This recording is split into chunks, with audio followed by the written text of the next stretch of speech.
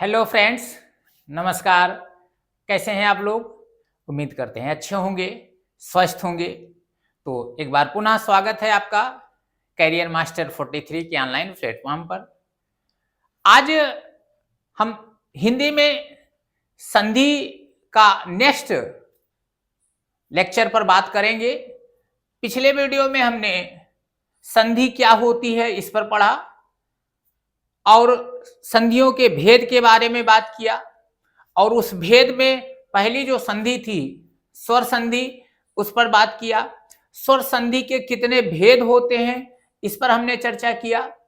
स्वर संधि की पहचान कैसे की जाती है कि स्वर संधि के जो पांचों भेद हैं, दीर्घ संधि, गुण संधि, वृद्धि, यण और अयादि, इनके पांचों भेद को कैसे एक शार्ट तरीके से या शार्ट ट्रिक से हम उसको कैसे पहचान लेंगे। यदि कोई शब्द दिया हुआ है तो कैसे हम ये पहचान लेंगे कि ये पर्टिकुलर किस संधि का उदाहरण है, इस पर हमने चर्चा किया।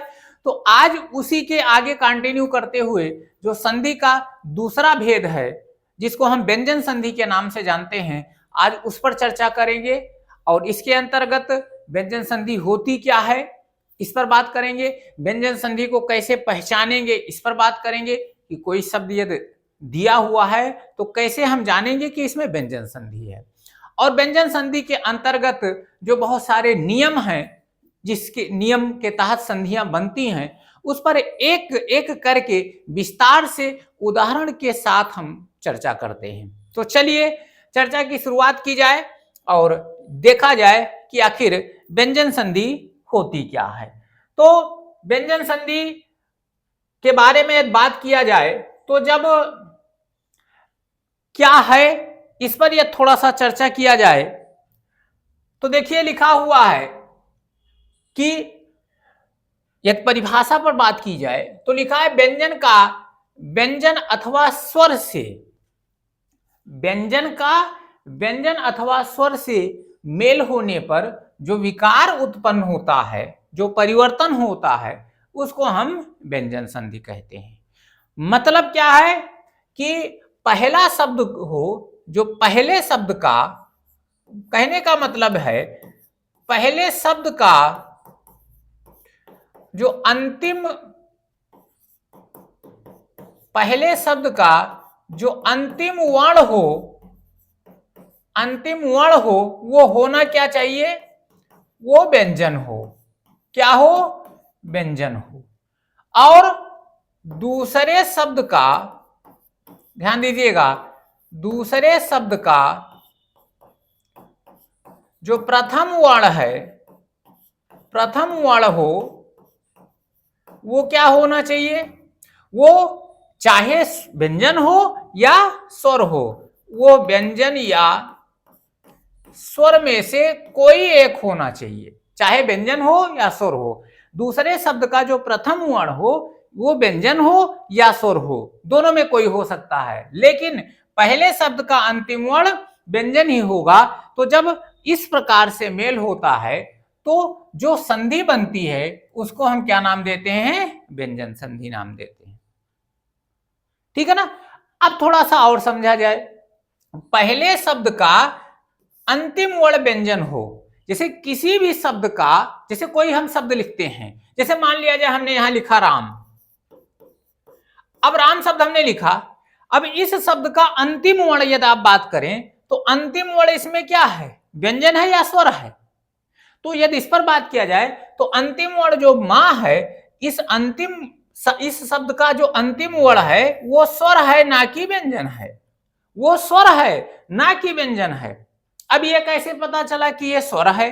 तो यदि हम इसका वर्ण विच्छेद करें, यदि इसका वर्ण विच्छेद करें तो देखिए राग से कौन सा मात्रा लगा है, आ, उसको ये निकाल लें। फिर मां के साथ कौन सा वर्ण जुड़ा है, स्वर जुड़ा है, आ जुड़ा है। अब आप इसका वर्ण विच्छेद, राम का वर्ण विच्छेद यदि आप देखिए तो देखिए राम का जो अंतिम वर्ण है वो क्या है, स्वर है। और हमारी संधि के नियम के अनुसार क्या होना चाहिए, पहले शब्द का जो अंतिम वर्ण हो वो क्या होना चाहिए, व्यंजन होना चाहिए। तो अब व्यंजन, जैसे यहां तो स्वर है, जैसे कोई भी शब्द लिखा है तो उसका जो अंतिम वर्ण होता है वो स्वर होता है।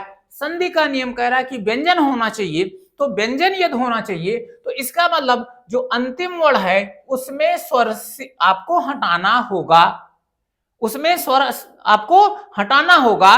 तो यदि यहां राम के बजाय यदि ये शब्द रा मा और उसके नीचे हलंत लगा दे तो इसका मतलब ये क्या है, ये अब यहां अंतिम वर्ण व्यंजन है, मा है, इसमें स्वर नहीं है। तो व्यंजन संधि में जो भी प्रथम शब्द लिखा होगा, ध्यान दीजिएगा, व्यंजन शब्द का जो प्रथम वर्ण लिखा होगा उसमें हलंत जरूर लगा होगा। व्यंजन शब्द का जो प्रथम वर्ण लिखा होगा, यह पहचान भी आप कर सकते हैं, व्यंजन शब्द का कोई भी प्रथम वर्ण लिखा होगा, जैसे लिखा है दिक, अब ये ऐसे लिखा होगा, जैसे उदाहरण के तौर पर समझिए दिक धन अंबर, ये ऐसे लिखा होगा। अब देखिए पहले शब्द का जो अंतिम वर्ण का है उसमें हलंत लगा है, इसका मतलब यहां स्वर नहीं है, तो ये व्यंजन है। तो जितनी भी व्यंजन संधियां होंगी उसका जो पहला शब्द होगा, पहला शब्द का जो अंतिम वर्ण होगा वो हलंत युक्त होगा, ये व्यंजन संधि की पहचान है। यदि हलंत युक्त नहीं है, यदि हलंत युक्त पहला शब्द का अंतिम वर्ण हलंत युक्त नहीं है तो वो जान लीजिए व्यंजन संधि का उदाहरण नहीं है। तो ये व्यंजन संधि का पहचान है। और जब हलंत लग जाएगा तो पहला शब्द क्या हो जाएगा, व्यंजन हो जाएगा, और उस तरफ दूसरे शब्द का जो पहला वर्ण होगा वो चाहे व्यंजन हो चाहे स्वर हो, इससे हमारा लेना देना नहीं है। तो जब ऐसा मेल होगा तो उसी को हम क्या कह लेंगे, व्यंजन शब्द, उसी को क्या कह लेंगे, व्यंजन संधि कह लेंगे। आया समझ में? परिभाषा के साथ साथ मैंने उदाहरण के तौर पर आपको समझा दिया, चीजें क्लियर हुई। अब आगे बात करते हैं। तो यदि आगे हम बात करें तो व्यंजन संधियों के भेद पर यदि हम बात करें तो व्यंजन संधि में भेद नहीं है। जैसे आपने स्वर संधि में पढ़ा कि स्वर संधि के 5 भेद होते हैं और एक एक करके आपने पिछले लेक्चर में या पिछले वीडियो में आपने पढ़ा था, लेकिन यहां व्यंजन संधि में कोई व्यंजन संधि का भेद नहीं है, बल्कि व्यंजन संधि में शब्द मिलने के कुछ नियम हैं, जैसे 4, 6, 8 नियम होंगे, उसी नियम को एक एक करके हम पढ़ लेते हैं और वो सारे नियम व्यंजन संधि के अंतर्गत ही हैं। तो आइए नियम की शुरुआत करते हैं। तो व्यंजन संधि से संबंधित कुछ नियम होते हैं, जिस नियम का पहला नियम क्या कह रहा है, इस नियम के तहत व्यंजन संधियां बनेंगी, अगले नियम के तहत फिर व्यंजन संधियां बनेंगी, अगले नियम के तहत फिर व्यंजन संधियां बनेंगी। तो व्यंजन संधि से संबंधित कुछ महत्वपूर्ण नियम है और उस संधि का पहला नियम क्या कह रहा है। पहला नियम देखिएगा क्या कह रहा है। पहला नियम कह रहा है कि यदि का चा टा ता पा के बाद, देखिए अब यहां क च ट ता पा, का चा टा ता पा नहीं, क च ट ता पा, हलंत लगा है, इसका मतलब स्वर नहीं है। यहां क च ट ता पा के बाद किसी भी वर्ग का तीसरा या चौथा वर्ण आवे। वर्ग आप समझते हैं, जब आपने वर्णमाला पढ़ा होगा तो उसमें 5 वर्ग आपको बताए गए थे, का वर्ग, चा वर्ग, टा वर्ग, ता वर्ग और पा वर्ग, और हर एक वर्ग में 5-5 अक्षर होते हैं। जैसे का वर्ग में का, खा, गा, घा और अंगा, चा वर्ग में चा, छा, जा, झा और इया, टा, ठा, डा, ढा और इया, ता, था,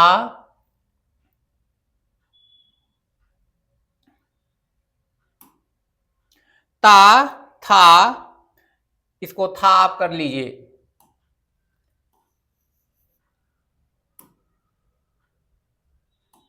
ता, था, दा, धा और ना, और 5वां वर्ग है पा, फा, बा, भा और मा।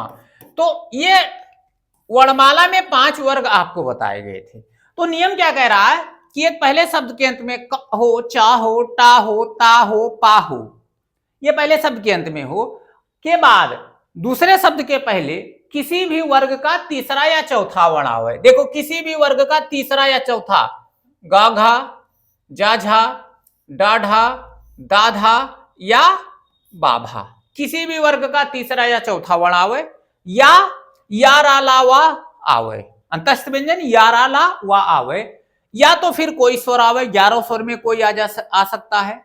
तो क्या होता है कि क च ट ता पा के स्थान पर उसी वर्ग का तीसरा वर्ण हो जाता है। यदि मान लिया जाए यहां क है, अब इसके बाद कोई स्वर आ रहा है, या वर्ग का तीसरा या चौथा व्यंजन आ रहा है, या रा ला वा आ रहा है, तो क्या कह रहा है, क च ट ता प के स्थान पर, अब जैसे का के स्थान पर क्या हो जाएगा, उसी वर्ग का तीसरा, जैसे का तीसरा क्या हो जाएगा, तो गा हो जाएगा। ठीक है ना। यदि यहां च के बाद कोई आ रहा है तो चा का तीसरा क्या हो जाएगा, जा हो जाएगा। ये देखिए टा का के बाद कोई आ रहा है तो टा का तीसरा अपने का तीसरा, तो टा का तीसरा डा हो जाएगा। ठीक है ना। ऐसे देखो यदि ता के बाद आ रहा है, ता के बाद आ रहा है तो ता अपने का तीसरा दा हो जाएगा। ऐसे देखो यदि पा के बाद कोई आ रहा है तो पा अपने का तीसरा क्या बन जाएगा, बा बन जाएगा। ये हमारा संधि का नियम कह रहा है कि यदि का चा टा ता पा के बाद किसी भी वर्ग का तीसरा या चौथा वर्ण आता है, या रा लावा आता है, या कोई स्वर आता है, तो का देखो का चा टा ता पा के बाद उसी वर्ग का, मतलब जो वर्ण पहले आएगा उसी का तीसरा, यदि का है तो गा, चा है तो जा, टा है तो डा, ता है तो दा, और पा है तो बा हो जाएगा, मतलब अपने का तीसरा हो जाता है। नियम समझ में आया। अब इस नियम को और अच्छे ढंग से समझने के लिए उदाहरण पर बात करते हैं। जरा देखिए उदाहरण क्या कह रहा है। उदाहरण हमारा क्या कह रहा है, देखो उदाहरण यहां क्या कह रहा है। अब यहां देखो दिक धन अंबर बराबर दिगंबर, जरा इसको समझिए। अब देखो यहां का आया हुआ है, यहां यदि इसको आप समझिए तो दिक में का आया हुआ है, और देखो का के बाद क्या आया है, अंबर, स्वर आया है, क्योंकि हमारा नियम क्या कह रहा है, क च टा ता के बाद किसी भी वर्ग का तीसरा या चौथा वर्ण आवे, या रा ला वा आवे, या कोई स्वर आवे। तो देखो का के बाद आ आया है तो का किस में बदलेगा, अपने तीसरे वर्ण में बदलेगा, तो का तीसरा वर्ग क्या है, का खा गा हो जाएगा, तो इसके स्थान पर क्या हो जाएगा, आधा गा हो गया। अब जब इसको जोड़ेंगे तो देखिए अब का के स्थान पर क्या हो जाएगा, आधा गा, और जब ये स्वर इसमें आएगा तो ये पूरा हो जाएगा और अंबर हो जाएगा। तो दिक धन अंबर बराबर क्या हो गया, दिगंबर हो गया। आया समझ में कुछ। जैसे दूसरा देखो वाक धन ईस, अब देखो का है तो का गा बनेगा, का गा बनेगा, तो वाग और बड़ी ई मात्रा लग गया, सा हो गया, वागीस हो गया। यहां देखो अच अच, अब देखो चा है, चा आया है, चा के बाद क्या है, स्वर है, स्वर है, अब चा के स्थान पर क्या हो जाएगा, जा हो जाएगा, और ये स्वर इसके साथ जुड़ेगा तो क्या बन जाएगा, ये स्वर जब इसके साथ जुड़ेगा बनेगा तो जा पर अंकी बिंदु बन जाएगा, वही अजंत हो गया। अच धन अंत बराबर अजंत हो गया। यहां जरा देखिए सट टा का डा बनेगा, तो सट टा का क्या हो गया, अपने का तीसरा स्वर आया है, तो ये हो गया सड, और आनंद के साथ जब उसमें जुड़ेगा तो सडानन हो जाएगा। चीजें समझ में आ रही है, उदाहरण से नियम स्पष्ट हो रहा है। देखो सत धन भावना, अब ता आया है, यहां ता आया है और यहां भा आया है, भावना। अब नियम क्या कह रहा है, किसी भी वर्ग का तीसरा या चौथा आवे, का चा टा ता पा के बाद किसी भी वर्ग का तीसरा या चौथा आवे, तो पा फा बा भा चौथा आया है, तो ता किस में बदल जाएगा, ता था दा तीसरे में बदल जाएगा, तो ये हो जाएगा दा और ये हो जाएगा भावना। अब आप ये देखिए चूंकि ये स्वर है नहीं तो ये आधा आधा रह जाएगा, तो क्या बनेगा, सद्भावना। ये देखो सद्भावना लिखा हुआ है। पा के बाद यदि आएगा तो पा फा बा में बदल जाएगा, और अप बाद में जा है तो पा का क्या हो जाएगा, बा हो जाएगा, और चूंकि यहां स्वर है नहीं तो बा आधा ही रहेगा, तो अप धन जा बराबर क्या हो गया, अब जो हो गया। चीजें समझ में आ गई। तो ये पहला नियम है व्यंजन संधि का, ये पहला नियम है कि यदि क च टा ता पा के बाद किसी भी वर्ग का तीसरा या चौथा वर्ण आता है, या रा लावा आता है या कोई स्वर आता है तो का चा टा ता पा अपने वर्ग के तीसरे वर्ण में परिवर्तित हो जाते हैं, और ये उसका उदाहरण। ठीक है ना, क्लियर हुआ। चलिए, तो ये व्यंजन संधि का पहला नियम। अब आ जाइए दूसरा नियम क्या कह रहा है, व्यंजन संधि का दूसरा नियम क्या कह रहा है। चलिए देखिए, दूसरे नियम के अनुसार समझा जाए भाई। यदि का चाटा पा के बाद, का चाटा ता पा के बाद ना या मा आए, या तो ना आवे या तो मां आवे, तो का चा टा ता पा के स्थान पर इसी वर्ग का पंचम वर्ण हो जाएगा। ध्यान रखिएगा, हम यहां क्लियर कर दे रहे हैं, यदि का के बाद ना आ जाए या मां आ जाए, ठीक है ना, तो का किस में बदलेगा, अपने का पंचम वर्ण अंगा में बदलेगा। का किस में बदलेगा, देखो पंचम वर्ण का है तो अंगा में बदल जाएगा, ठीक है ना। और यदि यहां चा है तो चा का पंचम वर्ण क्या हो जाएगा, या में बदल जाएगा। उसके बाद में यदि टा है तो टा का पंचम वर्ण क्या हो जाएगा, रा हो जाएगा, ठीक है ना। ये आधा में बदलता है, ध्यान रखिएगा। और यदि ता है तो ता का पंचम वर्ण ना हो जाएगा, और पा है तो पा का पंचम वर्ण मा हो जाएगा। मतलब यदि का चा टा ता पा के बाद ना या मा आता है तो का चा टा ता पा अपने के पंचम वर्ण में बदल जाते हैं। जैसे देखिएगा, यहां लिखा वाक धन मय, अब का आया है उसके बाद में मां आया है, तो वाक का अपना पंचम वर्ण क्या है, अंगा है, तो वाग्मय, वाक धन मय बराबर वाग्मय हो गया। का के स्थान पर क्या हो गया, अंगा हो गया। देखो टा के स्थान पर ला हो गया, सट धन मार्ग बराबर सणमार्ग, केवल बदल गया। देखो टा का ला हो गया, ता का क्या हो गया, ना हो गया, ता का किस में होगा, ना, सत धन मार्ग बराबर सन्मार्ग हो गया। ता का किस में बदल गया, अपने का पांचवें में बदल गया, ना में बदल गया।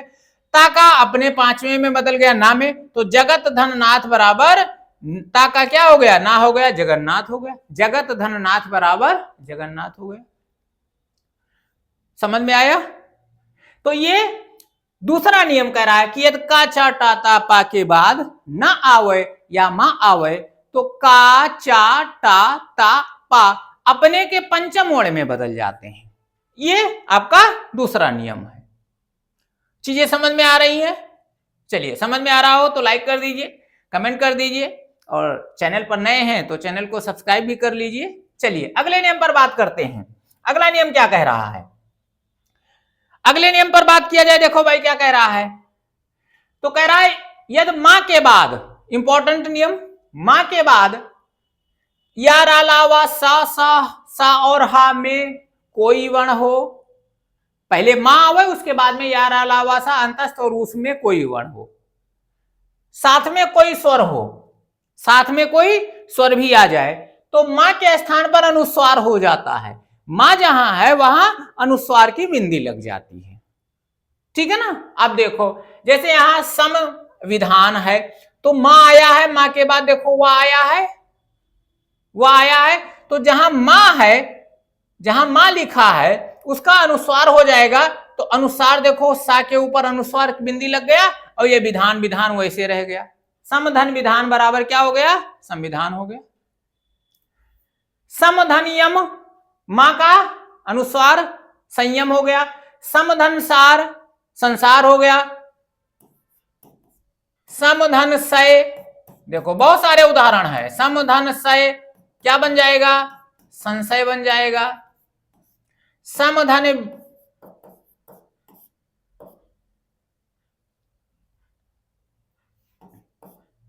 समधनवाद क्या बनेगा, संवाद। बहुत सारे उदाहरण हैं इस नियम के। क्या नियम कह रहा है, आसान नियम है, बस आपको समझना है कि यदि मां आ रहा है उसके बाद में या रा ला वा सा हा सा के बाद कोई भी स्वर आ रहा है तो जो मां है उसका क्या हो जाता है, उसका अनुस्वार हो जाता है। मां के स्थान पर क्या हो जाता है? अनुस्वार हो जाता है। आना क्या चाहिए मां के बाद? या रा ला वा अथवा कोई स्वर आना चाहिए। ठीक है ना। चलिए अगले नियम पर बात कर ले। अगला नियम क्या कह रहा है भाई? अगला नियम कह रहा है कि यदि मां के बाद कोई स्पर्श व्यंजन हो। अभी इसके पहले आपने पढ़ा कि मां के बाद या रा ला वा सा हा या कोई स्वर हो। अब अगला नियम क्या कह रहा है कि मां के बाद कोई स्पर्श व्यंजन हो। स्पर्श व्यंजन कौन से होते हैं? का वर्ग से लेकर के और पा वर्ग तक जो 25 अक्षर हैं इसको हम स्पर्श व्यंजन भी कहते हैं। का वर्ग, चा वर्ग, टा वर्ग, ता वर्ग और पा वर्ग के जो 25 व्यंजन हैं इनको हम स्पर्श व्यंजन भी कहते हैं।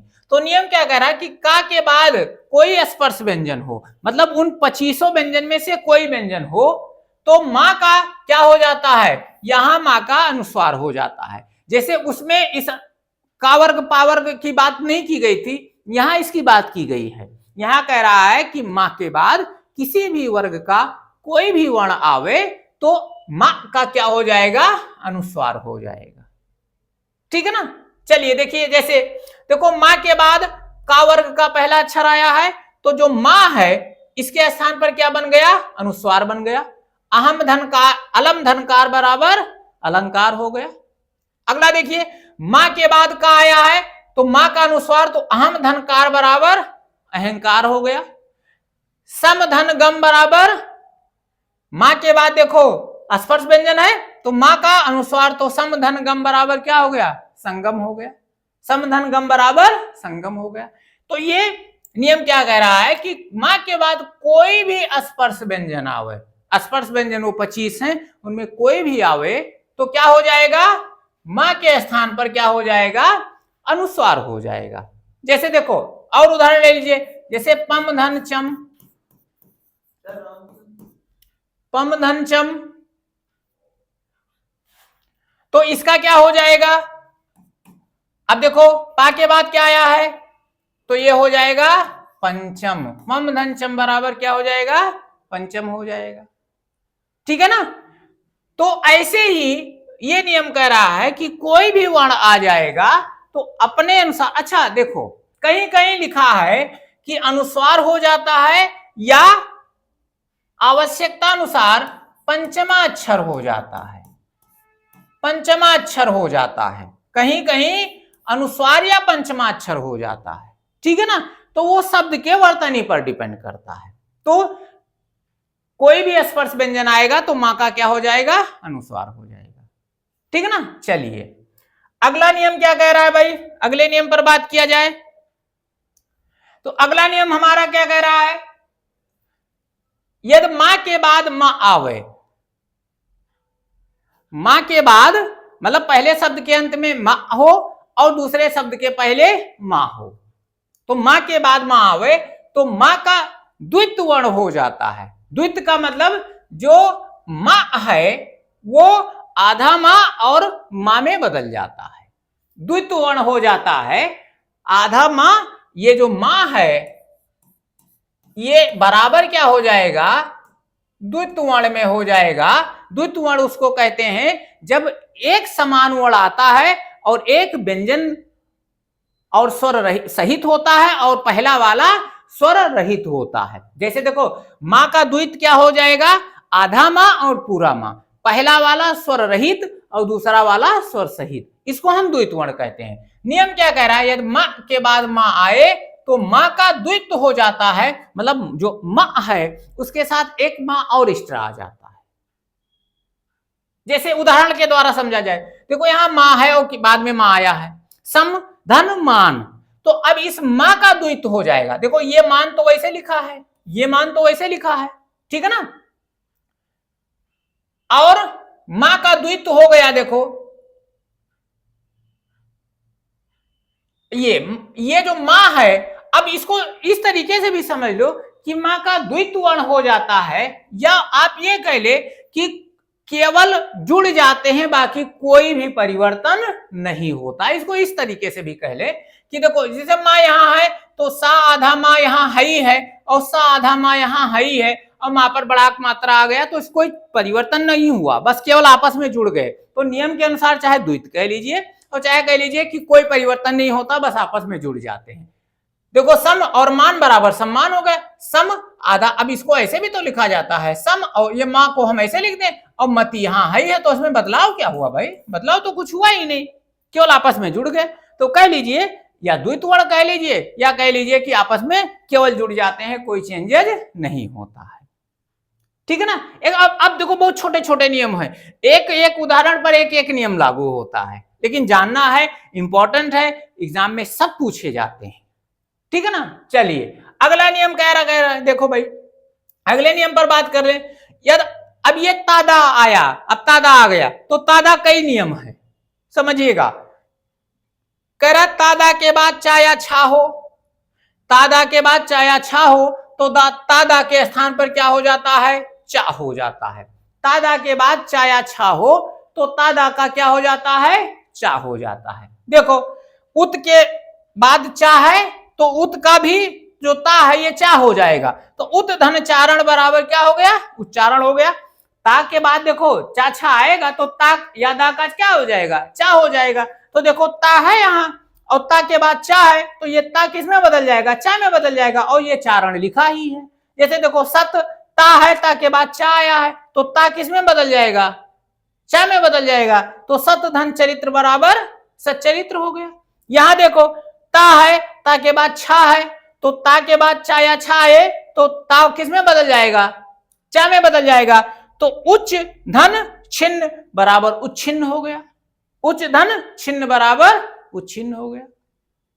बहुत ज्यादा इसमें कहीं रॉकेट साइंस व्यंजन संधि में लगाना ही नहीं है, एकदम सीधा सीधा जुड़ता चला जा रहा है, नियम के अनुसार जुड़ता चला जा रहा है। ठीक है ना। चलिए अगले नियम पर बात कर ले।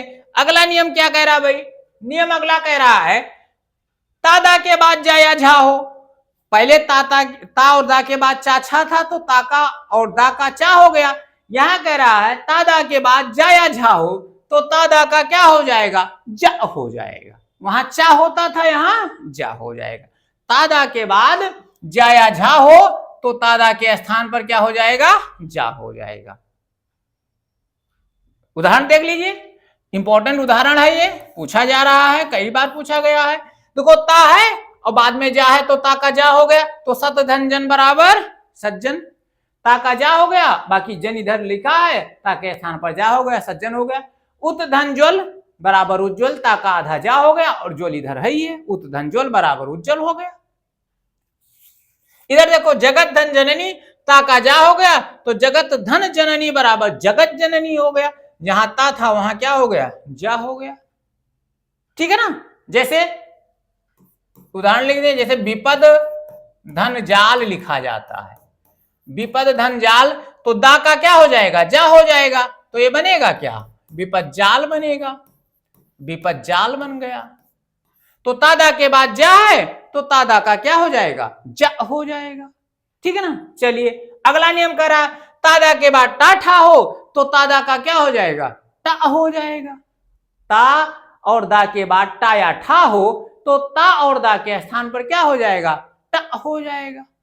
ठीक है ना। जैसे सब एक जैसे नियम चल रहे हैं। देखो ता तत धन टीका, तो ता के बाद क्या है? टा है, तो ता का भी क्या हो जाएगा? टा हो जाएगा। तो तत धन टीका बराबर टट्टीका हो गया, ता का टा में बदल गया। सत धन टीका बराबर सट्टीका हो गया, ता का किस में बदल गया? टा में बदल गया। ठीक है ना। एकदम तादा के नियम चल रहे हैं। अगले नियम पर बात कर लें भाई। अगला नियम देखो क्या कह रहा है, तादे के बाद डा या ढा हो, सब तादा वाले चल रहे हैं। तादा के बाद अब की पहले क्या आया? चाछा आया, जाझा आया, टाठा आया, अब की बार क्या आया? डाढ़ा आ रहा है। तो तादा के बाद डा या ढा हो तो तादा का डा हो जाता है, तादा क्या हो जाता है? डा हो जाता है। तादा के स्थान पर क्या हो जाता है? डा हो जाता है। एक ही उदाहरण है, कई बार पूछा गया है, इसको भी ध्यान रखिएगा, इंपॉर्टेंट मान लीजिए इसको। उत धन डयन बराबर उड्डयन, ता का दा हो गया, ता का क्या हो गया? डा हो गया, डा आ रहा है तो ता का डा हो गया, तो उड धन डयन बराबर उड्डयन हो गया।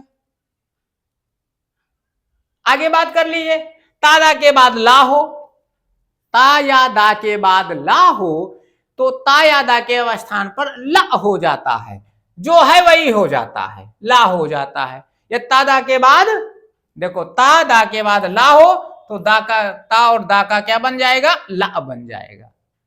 अब देखो यहां उदाहरण देखो, उत धन लंघन, तो ता का ला हो गया तो उल्लंघन हो गया। चीजें क्लियर हो रही होंगी ना। ता का ला हो गया उल्लंघन हो गया, ता का ला हो गया तल्लीन हो गया, उत ता का ला हो गया उल्लास हो गया, ता का ला हो गया उल्लास हो गया। तो तत धन लीन बराबर तल्लीन, उत धन लंघन बराबर उल्लंघन, उत धन लास बराबर उल्लास। ये फेमस उदाहरण है, कहीं कुछ करना ही नहीं है। तादा के बाद ला हो तो तादा का क्या हो जाता है, ला हो जाता है। चलिए आगे बात करें, अगले नियम पर बात कर लें। अब देखो तादा के बाद सा आए। अब यहां ये इस नियम पर थोड़ा सा कंफ्यूजन रहेगी और इसी कंफ्यूजन के कारण जो है एग्जाम में इस नियम से संबंधित उदाहरण पूछे गए हैं।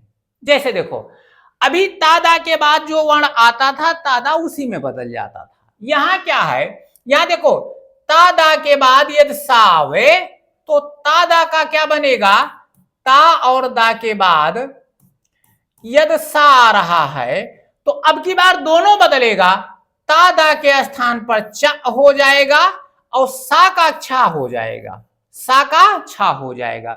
यहां हलंत युक्त वाले हैं तो आधा छा बनेगा, सा पूरा है तो पूरा छा बनेगा। तो अब की बार दोनों बदल रहे हैं, जो बाद वाला अक्षर आया है वो भी बदल रहा है और तादा जो पहले है वो भी बदल रहा है, ये ध्यान रखना है।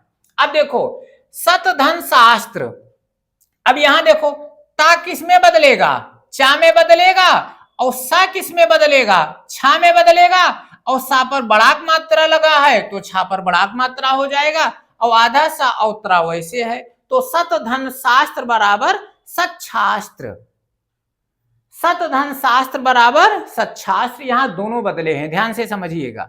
जैसे देखो उत धन शिष्ट, अब देखो ता का क्या हो गया, चा हो गया और सा का बन गया छा और सा पर छोटी मात्रा लगी थी तो छा पर छोटी मात्रा लग गई। तो उत धन शिष्ट बराबर क्या हो गया, उच्छिष्ट हो गया, उत धन शिष्ट बराबर उच्छिष्ट हो गया, ठीक है ना। तो सत्शास्त्र सत शास्त्र सच्छास्त्र बना और उत्शिष्ट उच्छिष्ट बना। अब देखो एक और बनता है, एक उदाहरण और ले, ये एग्जाम में आया हुआ है, एक उदाहरण और लेते हैं, ये एग्जाम में आया हुआ है, बात करते हैं।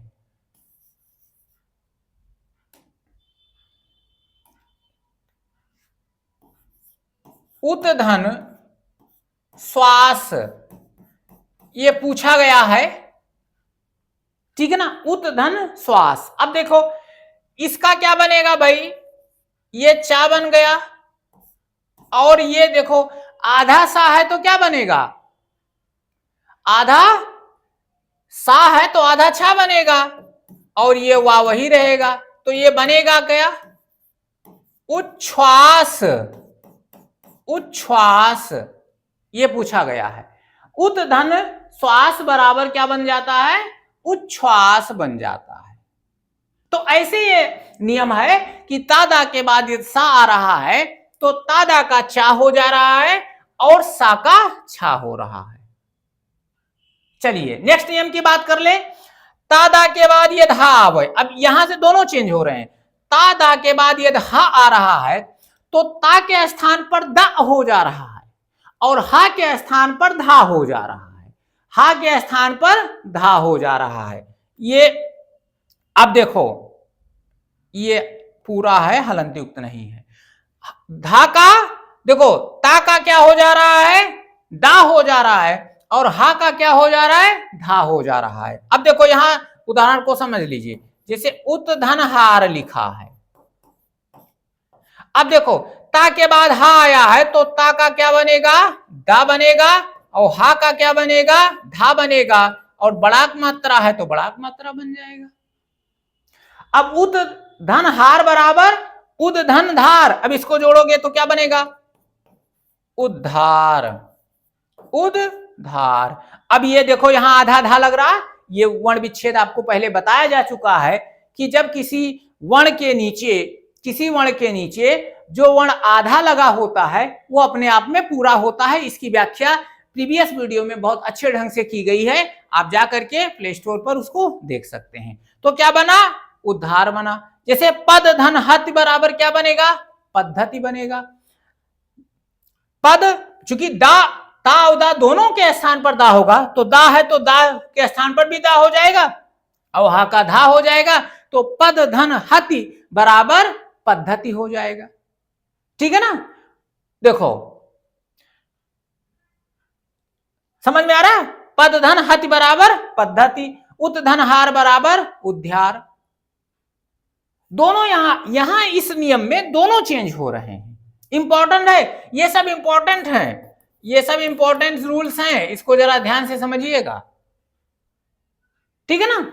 आया समझ में? चलिए अगले नियम पर बात कर ले रहे हैं। अगला नियम हमारा क्या कह रहा है भाई? यदि छा के पहले कोई स्वर हो। अब यहां देखो ये जबरदस्ती वाला नियम है, जबरदस्ती वाला नियम है। अब जबरदस्ती वाला क्यों है? क्योंकि यदि छा के पहले, जैसे यहां छा लिखा और इसके पहले कोई स्वर हो, कोई स्वर हो, मतलब 11 स्वर में कोई स्वर हो, तो क्या रहा है? छा जो है वो छा के स्थान पर आधा चा और छा हो जाता है। अब ये पहले को देखा जा रहा है। अब ध्यान दो भाई, व्यंजन संधि, अब ये जबरदस्ती वाला नियम है।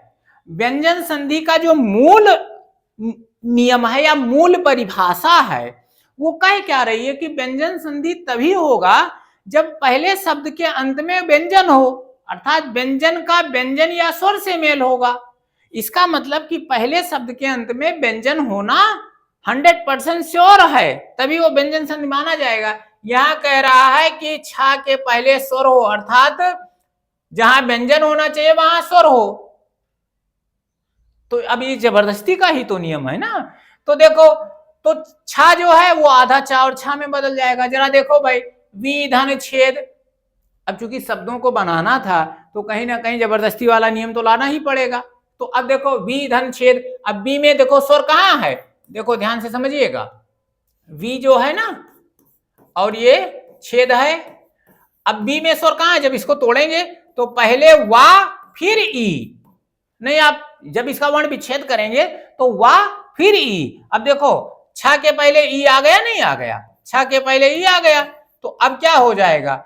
छा के साथ आधा चा जुड़ जाएगा, तो ये वा पर बड़ी वा पर छोटी की मात्रा और इस छा के पहले चा हो गया और छेद लिखा ही है, तो विधन छेद बराबर विच्छेद हो गया, परिधन छेद बराबर परिच्छेद हो गया, अनुधन छेद बराबर अनुच्छेद हो गया। अब जहां बस कुछ नहीं करना है, जहां छा है वहां आगे आधा चा जोड़ दीजिए, अनुच्छेद हो गया। क्यों? क्योंकि यहाँ छोटी आ रहा है पहले स्वर, यहाँ ई छोटी आ रहा है, यहाँ छोटा हुआ आ रहा है, स्वर आ रहा है। तो कह रहा क्या है कि छा के पहले कोई स्वर आ जाए तो जो छा है वो किस में बदल जाता है? आधा चा और छा में बदल जाता है। ये भी एक नियम है, जबरदस्ती वाला नियम ये भी है। चलिए अगला देखो भाई क्या कह रहा है। अब ये सब जबरदस्ती वाले नियम है। अगला नियम कह रहा है यदि री रासा के बाद, पहला री हो या रा हो या सा हो, री रा सा के बाद ना हो, री रासा के बाद ना हो तो क्या होगा? और इनके बीच में कोई स्वर हो, इनके बीच में कोई स्वर हो। अब ना हो तो ना के री रा सा और उसके बाद में ना हो और बीच में स्वर हो, तो ना का मतलब सबसे पहले बाद में, ना का मतलब सबके बाद में। देखो भाई यहां देखो री रा सा, देखो रा है और उसके बाद में ना हो, ना हो और इनके बीच में कोई स्वर हो या का वर्ग हो या पा वर्ग हो। अब देखो का स्वर है, ना के बीच में क्या है? रा है, बाद में ना है, उसके बीच में कोई स्वर है, तो क्या कह रहा है? जो ना है वो ड़ा में बदल जाता है। अब देखो भर धन अन बराबर केवल ना का किस में बदल गया? ड़ा में, बाकी भा ये है ही है और रा के साथ आ जुड़ गया तो वो हो गया पूरा रा। तो भर धन अन बराबर भरण हो गया। यहां देखो कृष्ण धन ना बराबर कृष्ण, जैसे अब देखो कहां यहां कह रहा या वा हा हो, पावर गो रीरा सा हो, देखो सा आया है और ना आया है तो क्या हो गया, कृष्ण हो गया। देखो पोष धन अन सा है और ना है तो सा का ये ना का अड़ा हो गया, तो पोष धन अन बराबर क्या हो गया, पोषण हो गया। री धन ना बराबर ऋण हो गया। ऐसे अब ये जबरदस्ती वाले नियम है, ध्यान रखिएगा। तो चलिए अगले नियम पर बात करें, और ये इस संधि का लास्ट नियम है। ये इस संधि का लास्ट नियम है। क्या कह रहा है, यदि सा के पहले, यहां बाद में सा हो और उसके पहले आ को छोड़ करके कोई स्वर आ रहा हो, आ और आ ना आवे, ई आवे, उ आवे, री आवे, ए आए, ओ आओ, ये कोई स्वर आवे, आ ना आवे, तो जो सा है ये सा में बदल जाता है। जो वत्सर सा है वो मूर्धन्य सा में बदल जाता है। नियम देखो भाई, जैसे नी है, छोटी ई आया है और यहां सा है, तो इस सा के स्थान पर वत्सर हो गया, वत्सर सा के स्थान पर मूर्धन्य हो गया। नी धन सिद्ध बराबर निषिद्ध हो गया। वी धन सम बराबर विषम हो गया। केवल ये सा किसमें बदल गया, इस सा में बदल गया। अभिधन सेक सा इस वो ये वाला इसमें बदल गया, अभिषेक हो गया। अभिधन सेक बराबर अभिषेक हो गया। निधन सेध बराबर निषेध हो गया। अब बहुत सारे उदाहरण हैं। सुधन समा, सुधन समा बराबर क्या हो जाएगा, सुषमा हो जाएगा, सुषमा हो जाएगा, ठीक है ना। तो ऐसे बहुत सारे उदाहरण है। नियम क्या कह रहा है कि सा के पहले आ को छोड़ करके कोई स्वर आ रहा है तो जो वत्सर सा है वो किस में बदल जाएगा, मूर्धन्य सा में बदल जाएगा, ठीक है ना। तो ये इस संधि का लास्ट नियम था। तो उम्मीद करते हैं आपको ये वीडियो अच्छा लगा होगा।